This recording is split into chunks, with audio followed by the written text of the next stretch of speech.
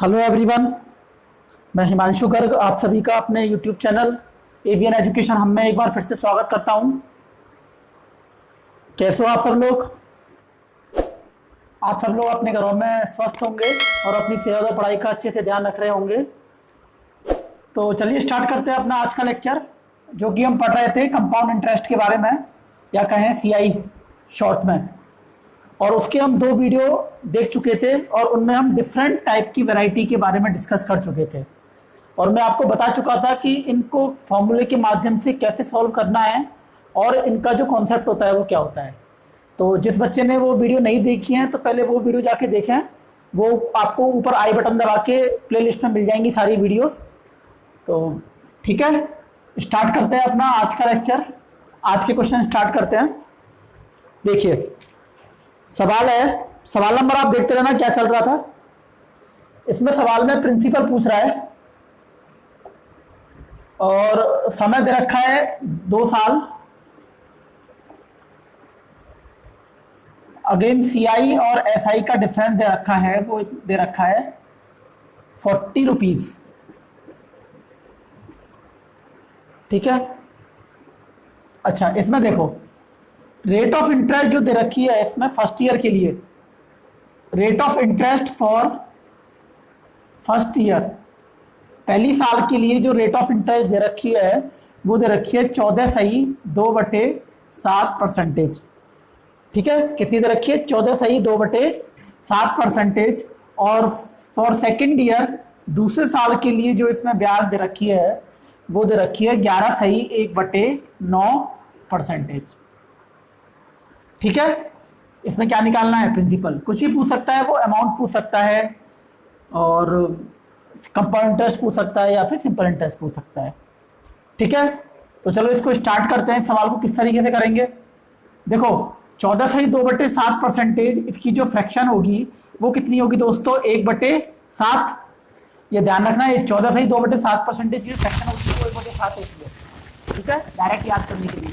और second year में तुम्हें मैंने बताया था 11/1/9। अगर डिनोमिनेटर में अगर 9 आ रहा है तो उसकी फ्रैक्शन जो आ जाएगी वो कितनी आ जाएगी? 1/9। और अगर मान लो यहाँ पे 9 से 1/11 होता तो कितनी आती? 1/11। बहुत अच्छे। ठीक है, तो 14.2/7% की कितनी आ गई? 1/7। और 11 से 1/9, इसको लिख देता हूं मैं, नहीं तो बच्चे कंफ्यूज होंगे। 11 से 1/9% की जो फ्रैक्शन आ गई वो कितनी आ गई? 1/9। ठीक है, अब हम क्या करते थे, जो हम प्रिंसिपल जो हम अपना माना करते थे वो क्या करते थे, जो भी रेट ऑफ इंटरेस्ट होती थी उसके डिनोमिनेटर में जो वैल्यू लिखी हुई है उसका हम जितना भी समय दे रखा होता है उससे क्या कर देते थे? उसका स्क्वायर कर दिया करते थे। जितना मान दिया होता था उस मान को हम उसकी किस पे लिख दिया करते थे? घात पे। लेकिन यहाँ पे क्या है, देखो इसमें क्या करेंगे वही चीज। अब देखो इसमें क्या है कि अगर मान लो ये केवल रेट ऑफ इंटरेस्ट मान लो 1/7 होती दोनों सालों के लिए, तो हम क्या करते हैं 7 का वर्ग करके उसको 49 कर देते हैं।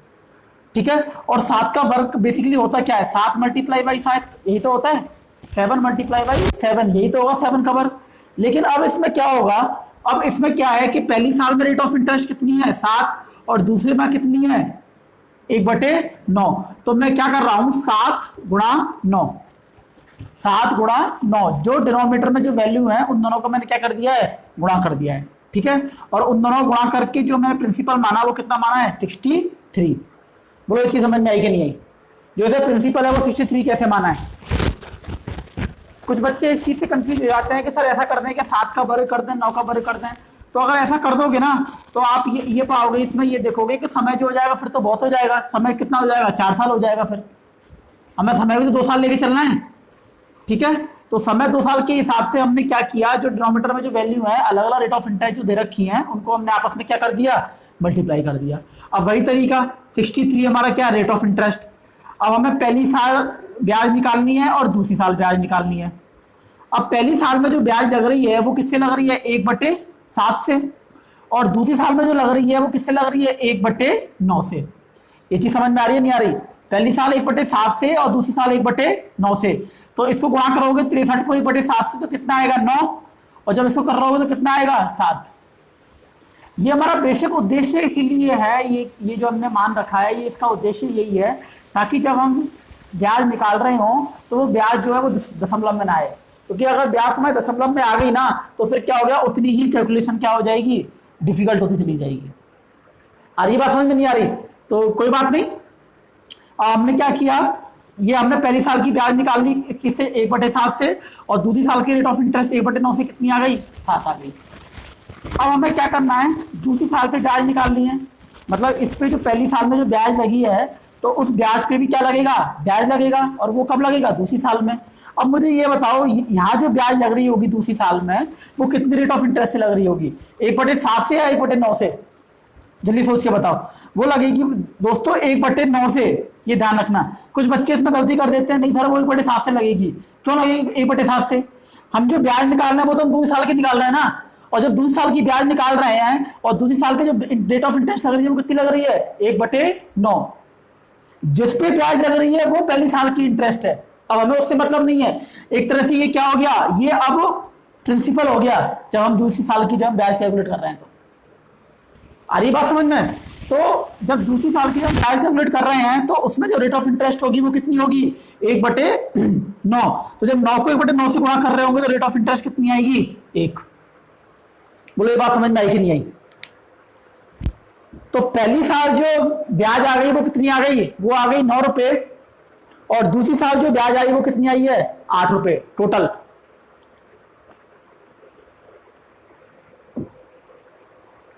तो पहली साल 9 और दूसरी साल कितनी हो जाएगी, टोटल ब्याज 8 रुपए। समझ में आ गई, ठीक है। तो अब मैं आपसे कुछ सवाल पूछ रहा हूं, बताओ इसमें कि पहली साल सिंपल इंटरेस्ट कितना होगा, इसमें पहली साल सिंपल इंटरेस्ट कितना होगा, 9 रुपए, बिल्कुल सही है। पहली साल कंपाउंड इंटरेस्ट कितना होगा, 9 रुपए, बिल्कुल सही है। जो सिंपल इंटरेस्ट होगा वही कंपाउंड इंटरेस्ट होगा। अब बताओ दूसरी साल, ध्यान से सुनना, दूसरी साल सिंपल इंटरेस्ट कितना होगा, 7 रुपए, बिल्कुल अच्छी, बिल्कुल सही है। दूसरी साल सिंपल इंटरेस्ट, सॉरी दूसरी साल कंपाउंड इंटरेस्ट कितना होगा, 7 और 1 8 रुपए। फिर कुछ बच्चे गलती कर रहे हैं, फिर कह रहे हैं कंपाउंड इंटरेस्ट केवल 1 होगा, क्यों होगा बच्चे, ये दोनों दोनों ब्याज होंगी ना, ये 7 और 1 8 रुपए, ठीक है। तो दूसरी साल कितनी कंपाउंड इंटरेस्ट कितना होगा, 8 रुपए। अब बताओ, अब हमें सवाल में क्या दिया हुआ है, सिंपल इंटरेस्ट और कंपाउंड इंटरेस्ट का डिफरेंस दिया हुआ है, और हमारा जो सिंपल इंटरेस्ट और कंपाउंड इंटरेस्ट का डिफरेंस आ रहा है वो कितना आ रहा है, 1 यूनिट। सीआई और एसआई का जो डिफरेंस आ रहा है वो कितना आ रहा है, 1 यूनिट, ठीक है। तो अब हमें बताओ 1 यूनिट किसके बराबर दे रखा है, 1 यूनिट जो दे रखा है वो दे रखा है 40 रुपए के, सवाल में दे रखा है, ठीक है। 1 यूनिट किसके बराबर दे रखा है, 40 रुपए के। तो बताओ अब क्या निकालना है, हमें प्रिंसिपल निकालना है, और प्रिंसिपल हमारा कितना यूनिट है, 63 यूनिट, ठीक है। तो कितना हो जाएगा, 63 मल्टीप्लाई बाई 40। तो अब मल्टीप्लाई कर रहे होंगे आप इसको, 4 तिया 12, 6 चौक 24 और 1 25,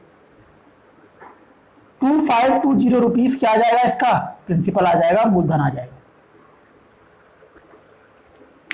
तो एक चीज का विशेष ध्यान रखना, मैं आपको एक चीज ये बता रहा हूं इसमें कि जब अगर आप जिस सवाल को भी सॉल्व कर रहे हो, ये मैंने जब सिंपल इंटरेस्ट आपको पढ़ाया था तब भी मैंने ये चीज आपको बार बार बताई थी, अगर कोई भी सवाल कर रहे हो तो एक बार ऑप्शन की तरफ नजर जरूर मार लेना, क्योंकि हो सकता है कि आपको कैलकुलेशन करनी ही ना पड़े।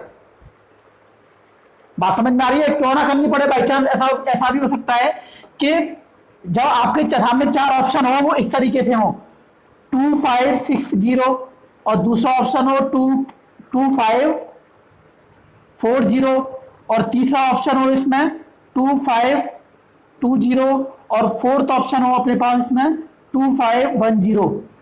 तो आप देख रहे होंगे कि जीरो तो सब में आनी है, मल्टीप्लाई करोगे तो, लेकिन इसकी जो उसके बाद डिजिट जो आएगी वो कितनी आएगी, 4 तिया 12। और जिसमें देखा आपने कि पहली किसमें 2 आ रहा है, केवल 4 ऑप्शन में से केवल इसमें उसके बाद 2 आ रहा है, तो ये आंसर सही हो जाएगा। आ रही बात समझ में। तो इस चीज का विशेष ध्यान रखना, जब भी सवाल करने बैठ रहे हो तो पहले सवाल को एक बार ऑप्शन की तरफ जरूर निगाह मार लेना, ठीक है। आगे समझ में, आगे बढ़े, अगली वैरायटी देखें।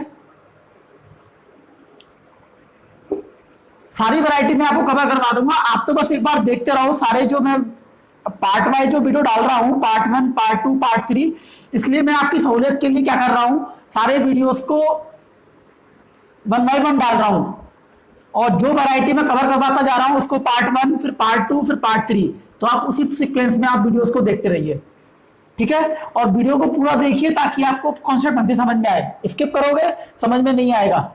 अगला सवाल देखो, प्रिंसिपल दे रखा है हमें 18,000 रुपए, ठीक है।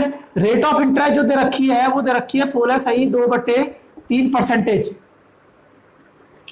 अब यहां समय जो दे रखा है वो दे रखा है हमें 1 साल 73 डेज, 1 ईयर 73 डेज। और यहां जो पूछ रहा है वो पूछ रहा है हमसे कंपाउंड इंटरेस्ट। बोलो कर लोगे सवाल को, जल्दी करो।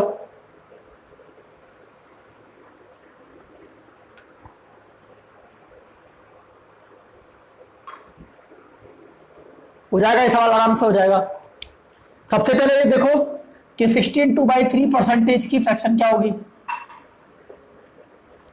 कितनी आएगी, 1/6। अब तो ये फ्रैक्शन याद होने लग रही होंगी आपको, क्योंकि देखो 1/2 की फ्रैक्शन कितनी होती है, वो सॉरी 50% की फ्रैक्शन कितनी होती है, 1/2 होती है। उसके बाद में 33 सही 1/3% की जो फ्रैक्शन होती है वो होती है 1/3।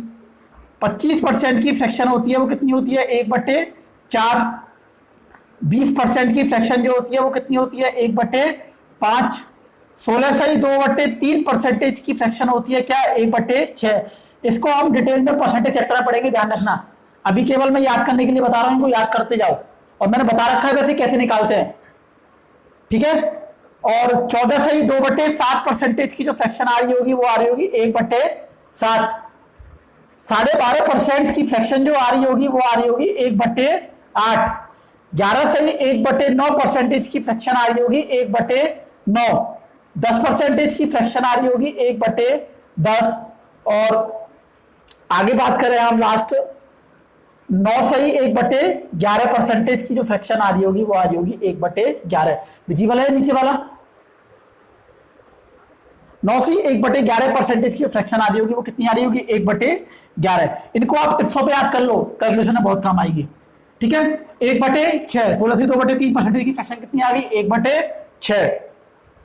अब देखो आगे, अब ऐसा बच्चे ये सोच रहे हैं कि सर हम इसमें जो प्रिंसिपल है वो क्या माने। देखो इसमें प्रिंसिपल वही मानो, क्योंकि ये जो हमारे पास जो हमें पूछ रहा है, हमें जो कंपाउंड इंटरेस्ट पूछ रहा है वो 1 साल से ज्यादा के लिए है। अब वो 1 साल के लिए 1 साल से ज्यादा है, लेकिन 2 साल से कम है। तो हमें क्या मान के चलना है, हम इसका स्क्वायर ही करेंगे। तो 6 का स्क्वायर जो आएगा वो कितना आएगा, 36, ठीक है। तो 36 हमारा क्या हो गया, इसमें प्रिंसिपल हो गया। जब इसमें पहली साल की ब्याज निकाल रहे होंगे 1/6 से, और दूसरी साल जो ब्याज निकाल रहे होंगे वो किससे निकाल रहे होंगे, 1/6 से। वही सेम प्रोसेस जो करते आ रहे हैं। तो जब पहली साल जो ब्याज निकल के आएगी वो कितनी आएगी, 6 रुपए। और उससे अगली साल जो ब्याज निकल के आएगी वो कितनी आएगी, 6 रुपए। और दूसरी साल जो ब्याज पे जो ब्याज लग रही होगी वो भी किससे लग रही होगी, 1/6 रेट ऑफ इंटरेस्ट से। तो वो कितना आ जाएगा, 1 रुपए। बोलो ये चीज समझ में आई कि नहीं आई। अब थोड़ा सा ध्यान देना, ये जो हमारे पास जो ब्याज आई है, अच्छा पहले ये बताओ ये जो ब्याज है वो कितने साल की है, 1 साल की है। 1 साल की सीआई का है या 1 साल का एसआई का है, इसको कोई दिक्कत नहीं है। अब मैं ये कह रहा हूं ये जो है ये दूसरे साल का क्या है, पूरा दूसरे साल का कंपाउंड इंटरेस्ट या कहें चक्रवृद्धि ब्याज, ठीक है। और अब मैं पूछूंगा आपसे दूसरे साल का सिंपल इंटरेस्ट कितना है, साधारण ब्याज कितना है, वो कितना है, 6 रुपए। तो सेकंड साल का मतलब सेकंड ईयर का जो हमारे पास टोटल ब्याज निकल के आया वो कितने रुपए निकल के आया, 7 रुपए, या कहें हम 7 यूनिट, ठीक है। वो 7 यूनिट जा सही है क्योंकि अभी हम इसको यूनिट नहीं मान के चल रहा है, 7 यूनिट। तो अब ये बताओ 1 साल में कितने दिन होते हैं, ये होते हैं 365 डेज। ये चीज सबको मालूम है, 1 साल में कितने दिन होते हैं, 365 डेज। तो ये जो 7 यूनिट ब्याज जो निकल के आई है ये कितने दिन के लिए निकल के आई है, 365 दिन के लिए, ठीक है। तो 7/365, और हमें निकालनी कितने दिन के लिए है, 73 दिन के लिए, तो ये क्या आ जाएगा 73 दिन। 73 दिन से क्या कर देंगे, इसको गुणा। ये चीज समझ में आती नहीं आती? ये चीज जो एक नियम जो है 365 दिन के लिए जो हमारे पास ब्याज है वो कितनी है 7 रुपए, तो एक दिन के लिए कितनी हो जाएगी 7/365, और हमें कितने दिन के लिए ब्याज निकालनी है, वो निकालनी है 73 दिन के लिए। तो 73 दिन के लिए मल्टीप्लाई कर दोगे उसको। आ रही बात समझ में? तो अब जब इसको गुणा कर रहे होंगे आप लोग 73 से ये कितनी बार कट रहा होगा, ये 5 या 15 और 7 5 35 और 1 36, 5 बार कट रहा होगा, नहीं कट रहा होगा ये, ठीक है। तो इसको भाग दोगे तो इसको गुणा कर दो तो कितना आ जाएगा 1.4। ये बात समझ में आई कि नहीं आई? इसका मतलब ये हो गया कि हमारे पास 73 दिन के लिए जो ब्याज निकल के आई है वो कितनी निकल के आई है 1.4 यूनिट, 1.4 यूनिट, ठीक है। तो अब देखो मैंने अभी थोड़ी देर पहले पूछा था सीआई जो पहले साल के लिए वो कितनी है 6, दूसरी साल में 73 दिन के लिए कितनी निकल के आई है 1.4, तो टोटल ब्याज कितनी हो गई 6 + 1.4, टोटल कितनी हो गई 7.4 यूनिट। ये चीज समझ में आ गई 7.4 यूनिट। अब बताओ पूछ क्या रहा है हमसे, कंपाउंड इंटरेस्ट पूछ रहा है और प्रिंसिपल दे रखा है उसने। हमारे पास जो प्रिंसिपल है वो कितना है 36 यूनिट, 36 यूनिट प्रिंसिपल जो बराबर दे रखा है सवाल में, वो दे रखा है 18,000 रुपए के, ठीक है। तो बताओ एक यूनिट कितने के बराबर हो जाएगा 18,000 बटे 36, 18,000 बटे 36, ये कितनी बार कट रहा होगा 5 बार कट रहा होगा, ये कितना आ गया 500। और हमसे पूछा क्या है कंपाउंड इंटरेस्ट, कंपाउंड इंटरेस्ट कितना निकल के आया है हमारा 7.4 यूनिट, तो इसको किससे मल्टीप्लाई कर रहे होंगे 500 गुणा 7.4, तो इसको गुणा करोगे, गुणा करने पे कितना आ रहा होगा 3700 रुपए। 74 का आधा कितना होता है 3700। थोड़ा कैलकुलेशन भी समझ लिया करो एक बार, अगर इसको ऊपर नीचे 2 से मल्टीप्लाई कर दोगे तो ये तो 1000 हो जाएगा, 1000 हो जाएगा नहीं हो जाएगा। और 74 का आधा कितना होगा 37, और बाकी के 2 जीरो लगा दो उसमें। बोलो ये चीज समझ में आई कि नहीं आई? अच्छा कॉन्सेप्ट है ये वाला।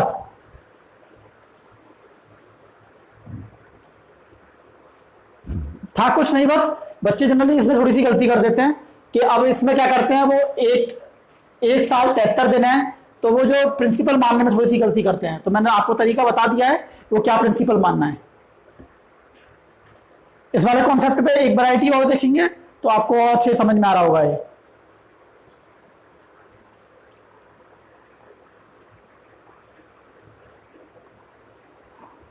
आगे बढ़े,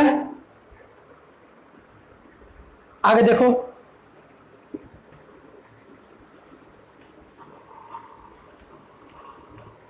बच्चों आपको कंटेंट समझने तो आ रहा है ना, ये कंटेंट कैसा लग रहा है आपको? ये जो कंटेंट है मैं आपको पहले ही बता चुका हूं, मैंने 2-3 बुकों से स्टडी करके आपके पास एक समराइज फॉर्म में आपको कंटेंट प्रोवाइड करवा रहा हूं। तो आप ये है कि इस कंटेंट को ही ज़्यादा से ज़्यादा प्रैक्टिस करें, और जब आप लोग इसकी प्रैक्टिस कर रहे होंगे तो मेरे हिसाब से जब आपके पास में किसी भी एग्जाम में मैं भी आपको करवाऊंगा, कुछ पेपर्स लेके आऊंगा आपके सामने, उन पेपर्स के आपके सामने सवाल करवाऊंगा, तो आप देख रहे होंगे कि आपके जो सवाल है बड़ी स्पीडली आप उन सवालों को कर पा रहे होंगे, ठीक है। अगला सवाल देखो, इसमें प्रिंसिपल पूछ रहा है और रेट ऑफ इंटरेस्ट जो दे रखी है वो दे रखी है हमें 15%, ठीक है। अब जो समय दे रखा है वो दे रखा है हमें 1 साल 6 मंथ, 1 साल 6 महीने। और जो कंपाउंड इंटरेस्ट दे रखा है हमें सीआई दे रखा है वो दे रखा है 9.45 रुपए, 9.45 रुपए। अब क्या दे रखा है हमें सीआई दे रखा है, बोलो कर लोगे इस सवाल को?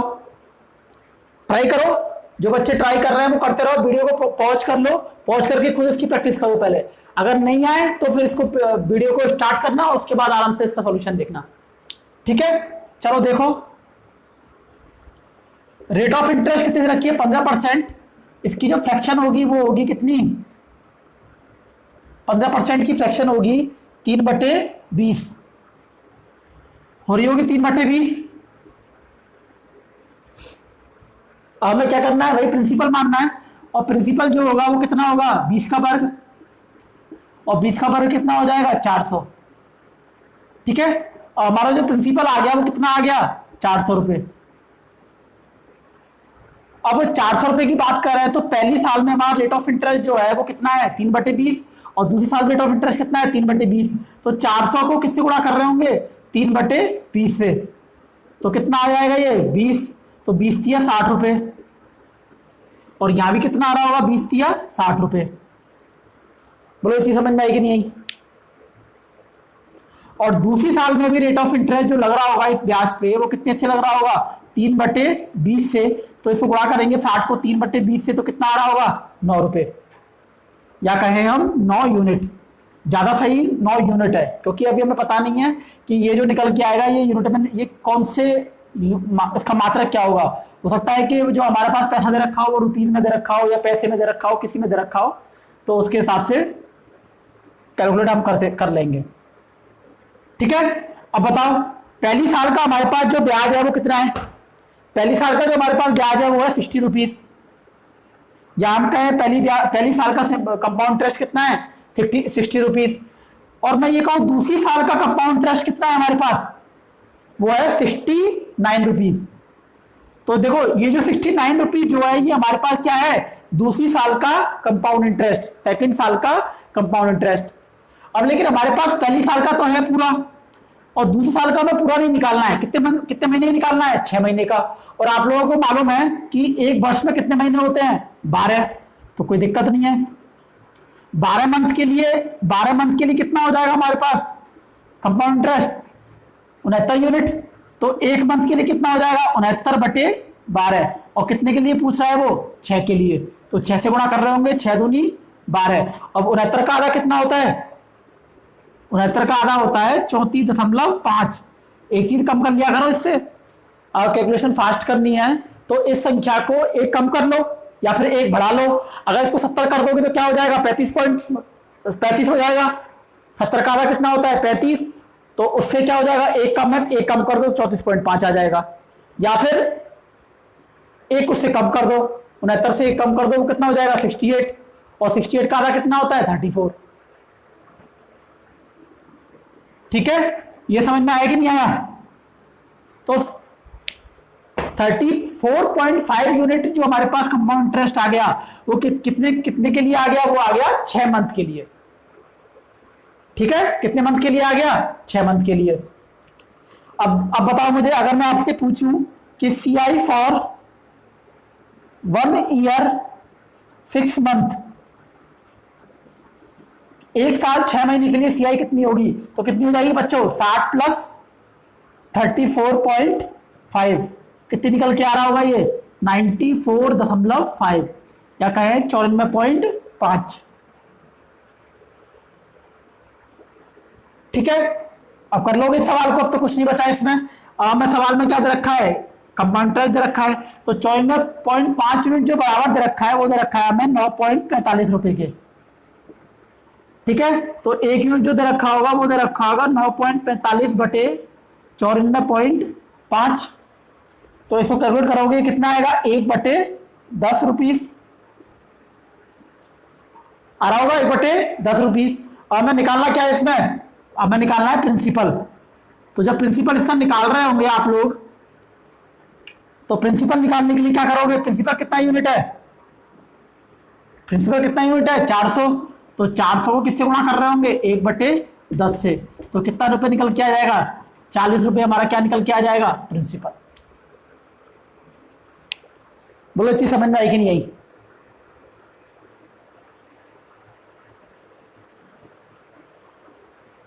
कंपाउंड इंटरेस्ट में बहुत तरह तरह की वैरायटीज बनती हैं, और ये एक साल 6 महीने का तो बहुत ही फेमस क्वेश्चन है, ये मान लो।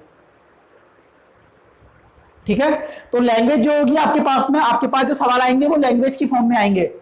ठीक है, तो आपसे भाई ये रखा होगा किसी भी धन का चक्रवर्ती ब्याज की 15% की दर से एक साल 6 महीने के लिए जो चक्रवर्ती ब्याज है वो 9.45 रुपए है। तो बताइए मूलधन क्या होगा। ठीक है, मूलधन पूछ सकता है, मिश्रण पूछ सकता है। अब आप देख लो, अगर इस सवाल को उस फॉर्मूले से कर रहे होंगे जो आपका बहुत ही फेमस फॉर्मूला है, मिश्रण बराबर मूलधन 1 प्लस 10/100 की घात समय, तो मेरे हिसाब से ये सवाल करना बहुत डिफिकल्ट हो जाएगा। ठीक है, और अभी तो हम देखा टाइम जो है, अभी तो हमने जो पढ़ा है वो सारा पढ़ा है, वो 2 साल के लिए पढ़ा है लगभग अभी। अब हम आगे की वैरायटी में देखेंगे 3 साल के लिए कितना ब्याज हो जाएगा। जब वो ब्याज पढ़ रहे होंगे तो आप देखना उसमें कितनी बड़ी कैलकुलेशन होंगी। ठीक है, आगे बढ़े, अगली वैरायटी देखते हैं, अगली वैरायटी का सवाल देखते हैं। और आप जो देखेंगे वो 3 साल वाले ही देखेंगे, 3 साल के लिए कितना बनता है। और मेरे हिसाब से नेक्स्ट टू नेक्स्ट आपके पेपर में जो सवाल आएंगे, वैसे तो ज्यादातर जो आते हैं वो 2 साल के लिए ही आते हैं। ठीक है, लेकिन कोई कोई पेपर होते हैं जैसे एसएससी का मेंस हो गया, सीजीएल का या सीपीओ का एग्जाम हो गया, उसमें वो कभी कभी 3 साल के लिए पूछ लेता है। ठीक है, तो आप घबराए नहीं, आप बस देखते रहो किस तरीके से सवाल करते हैं, उनको भी उन सवालों को करने में बहुत मजा आ रहा होगा आपको।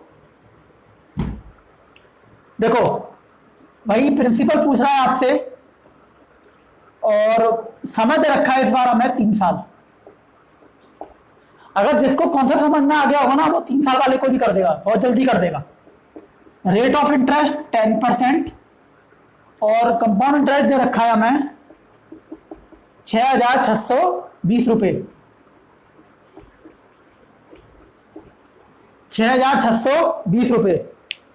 करो इस सवाल को, वीडियो को पॉज कर दो और करो इस सवाल को आराम से बैठ के, फिर मैं एक्सप्लेन करूंगा।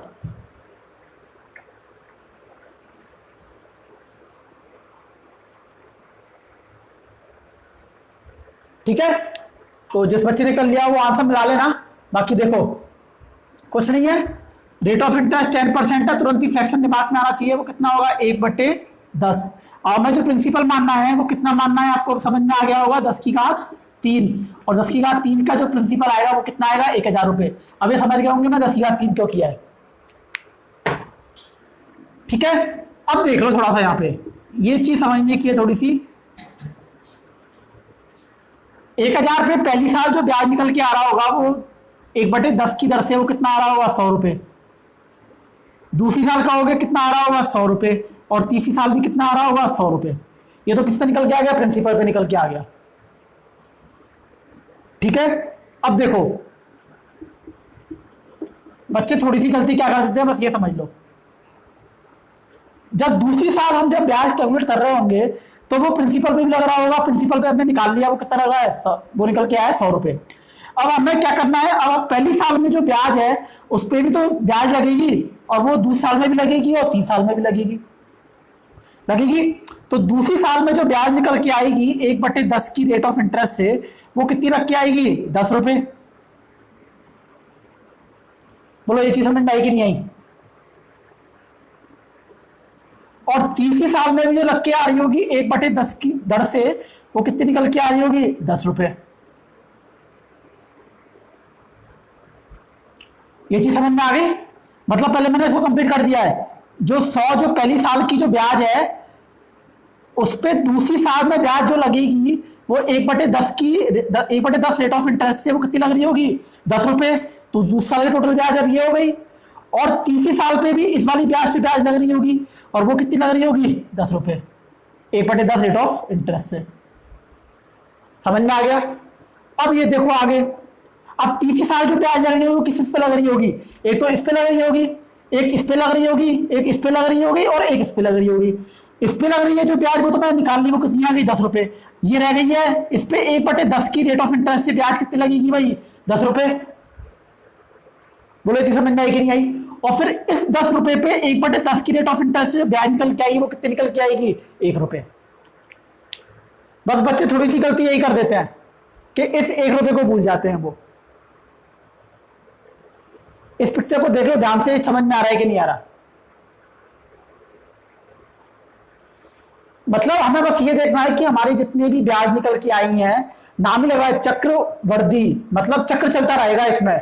जब तक आप सामने वाले का पेमेंट नहीं कर दोगे पूरा, आपके ऊपर जो वृद्धि होगी वो होती रहेगी। किसकी तरह, चक्र की तरह। और चक्र की तरह जो वृद्धि होगी उसे क्या कहते हैं, चक्रवृद्धि। आ रही बात समझ में। तो आप देख रहे होंगे इसमें जो ब्याज निकल के आ रही है वो दूसरी साल, तीसरी साल और पहली साल वो कितनी कितनी निकल के आ रही है, थोड़ा सा बताओ मुझे। मैं अगर ये पूछूं बच्चों आपसे कि बताओ पहली साल, अच्छा ये बताओ पहली साल छोड़ो, इसमें सिंपल इंटरेस्ट कितना आएगा 3 साल के लिए, ऐसा ही कितना आएगा बताओ। 300 रुपए, बिल्कुल सही जवाब। जिस बच्चे ने 300 आंसर दिया बिल्कुल सही है। अब बताओ मुझे जरा कंपाउंड इंटरेस्ट कितना होगा इसमें 3 साल का। 331 रुपए, बिल्कुल सही। 100, 200, 300, 310, 320, 330 और एक कितना हो जाएगा 331। ठीक है, अब मैं ये पूछूं आपको कि बताओ बच्चों सेकंड साल में कंपाउंड इंटरेस्ट कितना होगा। सेकंड साल में कंपाउंड इंटरेस्ट कितना होगा 110 रुपए, बिल्कुल सही। मैं कहूं तीसरी साल में कंपाउंड इंटरेस्ट कितना होगा 121 रुपए, बिल्कुल सही है। समझ में आ रहा है आपको। तो तीसरी साल में जो ब्याज होगा वो कितना आएगा, कंपाउंड इंटरेस्ट जो आएगा वो क्या आएगा 121 रुपए, और दूसरी साल में 110, और पहली साल में ब्याज कितना है 100 रुपए। बोलो कर लोगे। तो देखो इसमें सवाल में हमें क्या रखा है, कंपाउंड इंटरेस्ट रखा है, और कंपाउंड इंटरेस्ट हमारा कितना निकल के आ रहा है 331 यूनिट। ठीक है, तो 331 यूनिट जो हमें किसके बराबर दे रखा है 6,620 रुपए के। ठीक है, तो बताओ एक यूनिट कितने के बराबर होगा, तो जब इसको डिवाइड कर रहे होंगे तो कितना आ जाएगा 20 रुपए। 6,620 बटे 331 कितना आ जाएगा 20 रुपए। निकालना क्या है हमें प्रिंसिपल। प्रिंसिपल हमारा कितना यूनिट है 1000 यूनिट। तो 1000 यूनिट को किससे मल्टीप्लाई कर रहे होंगे 20 से, तो कितना आ जाएगा 20,000 रुपए हमारा क्या आ जाएगा प्रिंसिपल। 20,000 रुपए हमारा क्या आ जाएगा प्रिंसिपल।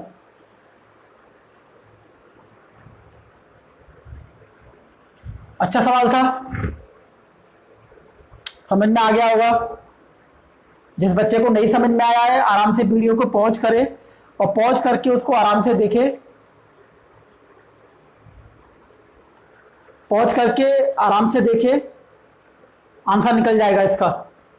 और अगर फिर भी नहीं समझ में आए तो वीडियो को एक बार रिवाइंड कर लो, और रिवाइंड करके देख सकते हो कि इसमें क्या चीज समझ में नहीं आई है।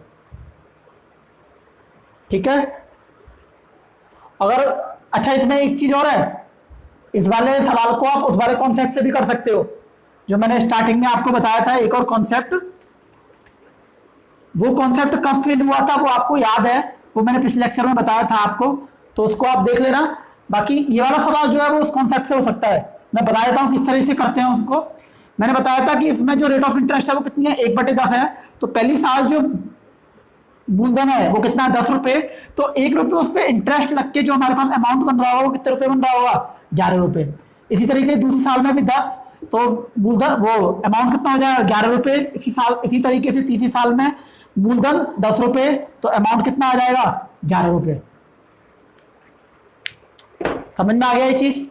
तो इनको फिर क्या करते हैं मल्टीप्लाई कर रहे होते हैं, मल्टीप्लाई करते हैं तो ये कितना आ जाएगा 1000, और इन दोनों को मल्टीप्लाई करेंगे तो कितना आएगा 1331। 11 का भी क्यूब याद होना चाहिए, इजीली याद हो जाता है, कोई दिक्कत नहीं आती। 10 तक के तो आपको याद होंगे ही, और 11 तक के क्यूब 11 का भी याद कर लो, हो जाएगा, कोई दिक्कत नहीं है।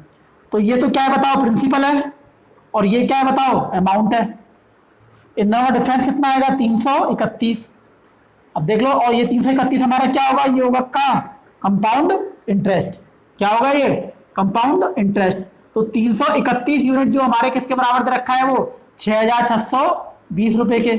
तो वही एक यूनिट कितने के हो जाएगा 20 रुपए के। और हमें क्या पूछ रहा है वो, हमसे पूछ रहा है प्रिंसिपल, और प्रिंसिपल हमारा कितना है 1000 यूनिट। तो 1000 यूनिट किसके बराबर हो जाएगा 20 मल्टीप्लाई बाई 1000, तो कितना निकल के आ रहा होगा 20,000 रुपए। ये कॉन्सेप्ट हमारा तब फेल हुआ था जब हमें सवाल में सिंपल इंटरेस्ट और कंपाउंड इंटरेस्ट का डिफरेंस दे रखा होता है, क्योंकि हम इसमें ये पता नहीं कर पाते कि सिंपल इंटरेस्ट और कंपाउंड इंटरेस्ट का डिफरेंस कितना होगा। केवल और केवल एक इंटरेस्ट निकाल सकते हैं, और वो इंटरेस्ट क्या होगा कंपाउंड इंटरेस्ट। बोलो बात समझ में आ रही है नहीं आ रही। ठीक है, तो आज के लिए इतना ही। अगर आपको मेरे लेक्चर्स पसंद आ रहा हो, कंटेंट पसंद आ रहा हो, तो इस वीडियो को ज्यादा से ज्यादा लाइक करें, शेयर करें और चैनल को सब्सक्राइब करें।